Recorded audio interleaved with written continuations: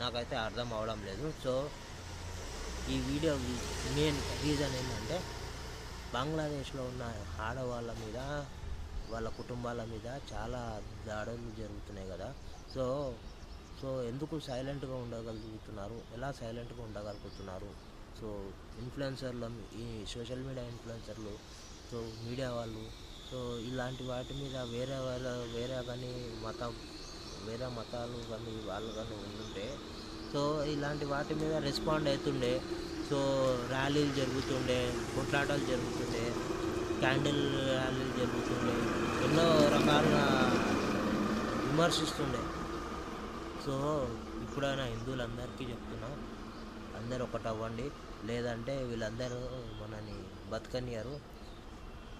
So అక్కడ ఉన్న వాళ్ళైతే సూసైడ్ చేసుకునేకి కూడా వెనకాడతలేరు. So please